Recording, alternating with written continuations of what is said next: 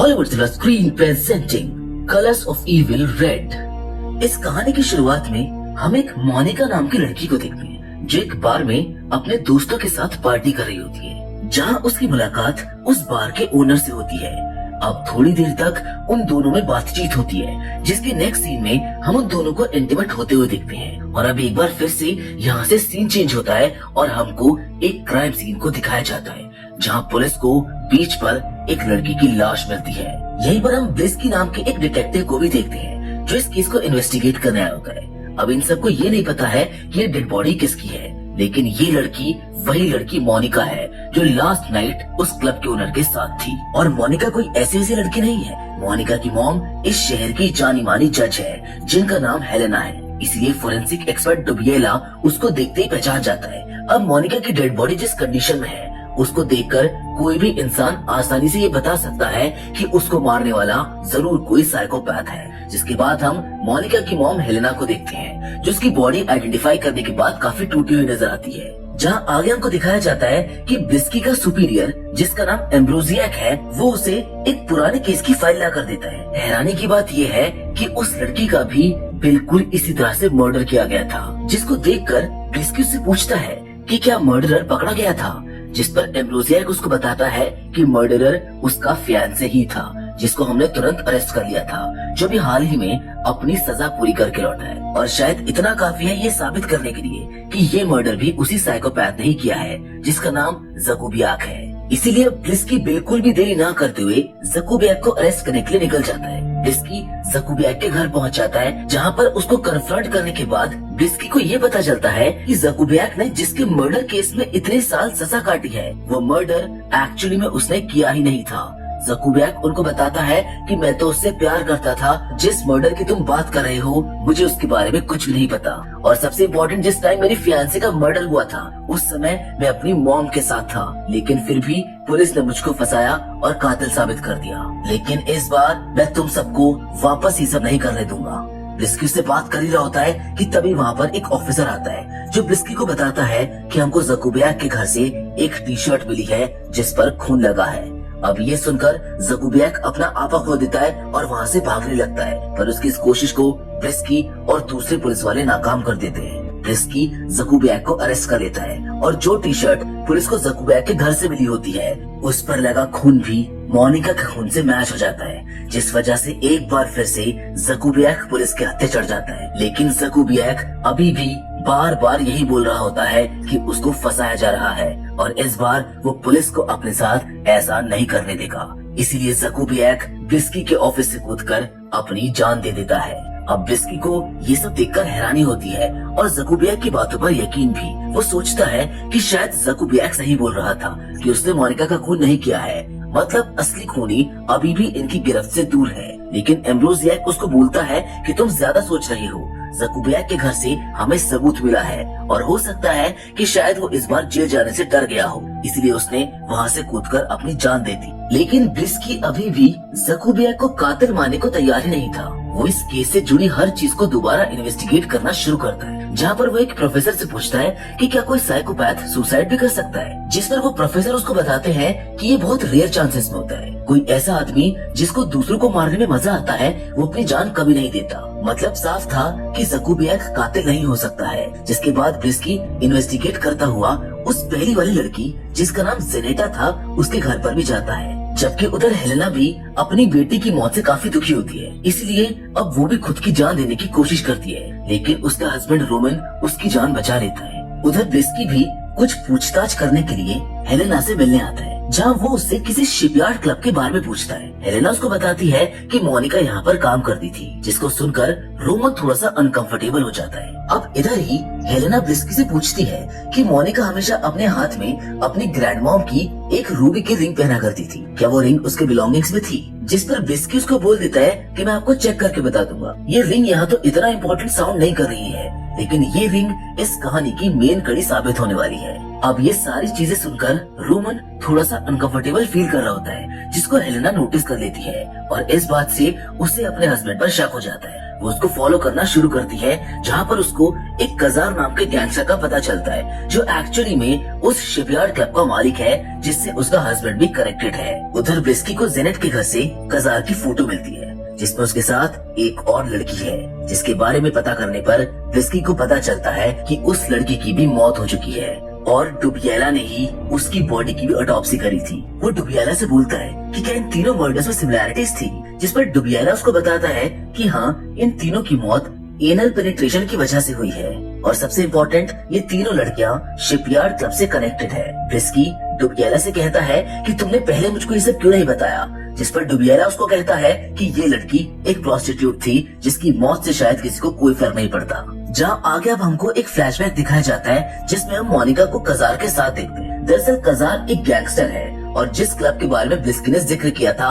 वो क्लब यानी कि शिपयार्ड क्लब ड्रग पेडलर्स का अड्डा है और इस क्लब का मालिक, जो कि मोनिका का बॉयफ्रेंड है, और मोनिका दोनों ड्रग सप्लायर्स हैं। इसी क्लब में मोनिका और कजार की मुलाकात होती है। कजार मोनिका को देखते ही पसंद करने लगता है, इसलिए उसका बॉयफ्रेंड अब मोनिका को कजार के साथ रिलेशन बनाने के लिए फोर्स करने लगता है।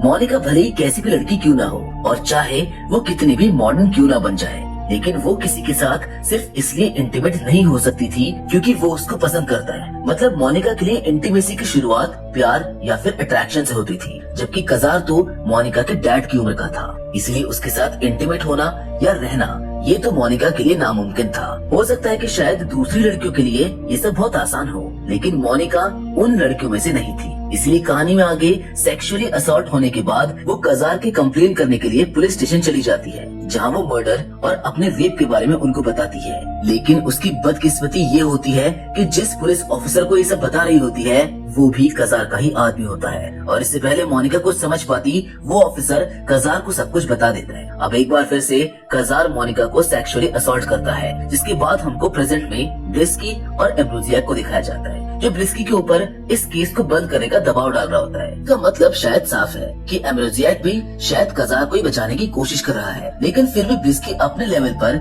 इस केस को इन्वेस्टिगेट करता रहता है। उसका मानना है कि अभी भी कोई सिरफिरा है जो लड़कियों को मार रहा है। इस केस की छानबीन करते हुए इनको ये भी पता चल जाता है कि सिर्फ ये 3 लड़कियां ही नहीं, बल्कि ऐसी काफी सारी लड़कियां हैं जिनका सेम इसी स्टाइल में मर्डर किया गया है, जिनमें मोस्टली प्रोस्टिट्यूट्स थी जो उसे शिपयार्ड क्लब से कनेक्टेड थी। उधर हेलेना भी शिपयार्ड क्लब में अपनी बेटी की मौत की छानबीन करने के लिए पहुंच जाती है, जहाँ से उसको पता तो कुछ नहीं चलता, लेकिन कजार के आदमी उसके पीछे पड़ जाते हैं, जिनसे बचते हुए वो एक्सीडेंट कर देती है। उधर ब्लिस्की छानबीन करते हुए मोनिका के उस क्लब वाले बॉयफ्रेंड तक पहुंच जाता है, जो कजार से छुप रहा होता है। ब्लिस्की उससे पूछता है कि तुम कजार से छुप क्यों रहे हो, जिस पर वो उसको बताता है कि कजार बहुत डेंजरस है, वो मुझको मार देगा। लेकिन ब्लिस्की उससे कहता है कि तुम हमारे विटनेस बन जाओ और हम तुम्हें प्रोटेक्ट करेंगे। लेकिन इससे पहले ब्लिस्की उससे कुछ और पूछ पाता, स्पाइडर, जो कि वही पुलिस वाला है जिसने मोनिका की खबर कजार को दी थी, वो आता है और मोनिका के बॉयफ्रेंड को शूट करके मार डालता है।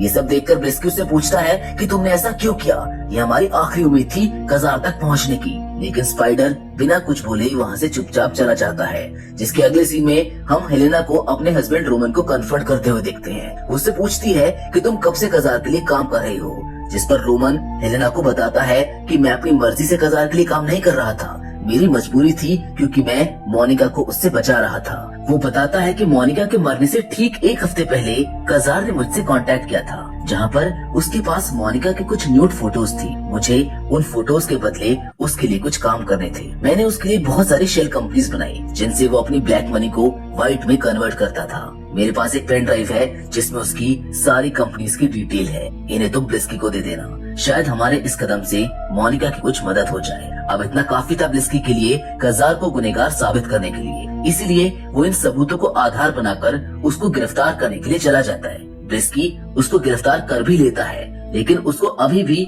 कोई ऐसा ठोस सबूत नहीं मिलता जिससे वो ये साबित कर पाए कि उसने ही मोनिका का खून किया है। ब्लिस्की और उसकी टीम कजार के हर अड्डे की छानबीन करते हैं, लेकिन उनको कोई भी सबूत नहीं मिलता। लेकिन तभी ब्लिस्की को याद आता है कि जब वो पहली बार कजार से मिला था तो उसने उसके हाथ पर एक ब्रेसलेट को नोटिस किया था। वो तुरंत कजार की बिलोंगिंग्स में से उस ब्रेसलेट को निकालता है और उसे फोरेंसिक के लिए भेज देता है, जिसके रिजल्ट्स सच में चौंकाने वाले होते हैं। वो ब्रेसलेट उन लड़कियों के होठों से बना हुआ था जिन सबको कजार ने मारा था। लेकिन अभी भी उस ब्रेसलेट में मोनिका के बायोलॉजिकल एविडेंस नहीं मिले थे। मतलब अभी भी ये क्लियर नहीं हुआ था कि कजार ने मोनिका को मारा है। पर फिर भी इन सबूतों के आधार पर कजार को जेल में डाल दिया जाता है। सबको लगता है कि शायद असली कातिल पकड़ा गया है, लेकिन ब्रिस्की को अभी भी शक होता है कि आखिर कजार बार बार उससे ये क्यों बोल रहा है कि मोनिका को मैंने नहीं मारा। पर खैर, शायद हेलेना भी अब ये मान गई थी कि कजार ही मोनिका का कातिल है, इसलिए वो भी इन सबसे ब्रेक लेने के लिए छुट्टी मनाने के लिए चली जाती है। अच्छा, मोनिका की मॉम हेलेना का फोरेंसिक ऑफिसर डुबियाला के साथ अफेयर होता है, जिसके बारे में मोनिका और डुबियाला के बेटे मारियो को भी मालूम होता है। और हेलेना उसी के साथ वेकेशन पर आई होती है, जहाँ पर इनको मारियो मिल जाता है। मारियो और उसके डैड के रिलेशन बहुत अच्छे नहीं होते, लेकिन फिर भी उसके डैड उसके साथ अपने रिलेशन को सुधारने की काफी कोशिश करते हैं। इसी सीन में उनकी बातचीत के दौरान मारियो कहता है कि डैड, मुझको यकीन है क्योंकि अब तक आपने हेलेना आंटी को सब कुछ बता दिया होगा। अब ये सुनकर हेलेना और डुबियाला दोनों काफी हैरान हो जाते हैं, लेकिन यहाँ पर एक बात तो क्लियर है कि कुछ तो है जो शायद डुबियाला हेलेन से छुपा रहा है। इसलिए चुपचाप हेलेन यहाँ की छानबीन करना चालू कर देती है, जहाँ पर उसे मोनिका की वही रूबी वाली रिंग मिलती है जिसके बारे में उसने ब्रिस्की से पूछा था। उधर ब्रिस्की को भी ये याद आ जाता है कि जब वो डुबियाला से मिलने उसके घर गया था, तब उसने मारियो के हाथ में मोनिका की रिंग देखी थी। यानी कि कजार सच कह रहा था कि उसने मोनिका को नहीं मारा। इसलिए ब्रिस्की उस जगह के लिए निकल जाता है जहाँ पर हेलेना और डुबियाला वेकेशन के लिए गए होते हैं, क्योंकि हेलेना की जान खतरे में है। उधर डुबियाला को भी पता चल गया है कि हेलेना सच जान गई है, इसलिए वो उसको बेहोश करके कैद कर लेता है। हेलेना उससे पूछती है कि आखिर ये सब क्या चल रहा है, जिस पर डुबियाला उसको अब सब कुछ सच बता देता है। वो बताता है कि जिस दिन मोनिका की मौत हुई थी, वो मारियो के साथ यहाँ कजार से छुपने के लिए आई थी, और बातों ही बातों में मोनिका और मारियो दोनों इंटीमेट होने लगे। लेकिन मोनिका मारियो के साथ इंटीमेट होने में कंफर्टेबल नहीं थी, इसीलिए वो उससे बार बार मना करने लगती है, जिससे मारियो को गुस्सा आ जाता है और वो गलती से मोनिका को जान से मार देता है। जिसके बाद वो अपने डैड को यानी कि मुझको फोन करके सब कुछ बता देता है, और मैंने अपने बेटे को बचाने के लिए मोनिका के मर्डर को एक पुराने मर्डर की तरह फ्रेम कर दिया। लेकिन अब डुबियाला को अपनी गलती का एहसास हो जाता है, इसीलिए वो हेलेना के सामने ही खुद की जान ले लेता है। उधर ब्रिस्की भी हेलेना के पास पहुंच जाता है, जिसको सब कुछ पहले ही पता चल चुका है कि मोनिका का कातिल कोई और नहीं बल्कि उसका खुद का दोस्त मारियो ही है। जिसके साथ ये फिल्म यहीं पर खत्म हो जाती है। ये फिल्म एक नॉर्मल थ्रिलर मूवी थी, लेकिन इसका नरेशन बहुत शानदार है, जिसमें हमको ये बताने की कोशिश की गई है कि अगर आप सुधरना भी चाहो ना, तब भी ये दुनिया आपको सुधरने नहीं देगी। मोनिका के साथ भी ऐसा ही कुछ हुआ। वेल, ये कहानी आपको कैसी लगी और आपकी इस कहानी पर क्या राय है, आप हमको कमेंट करके जरूर बताइएगा। बाकी फिलहाल तो आज के इस वीडियो में बस इतना ही, लेकिन हम फिर से जरूर मिलेंगे, और वो भी एक और मजेदार कहानी के साथ। पर हमेशा की तरह तब तक के लिए धन्यवाद।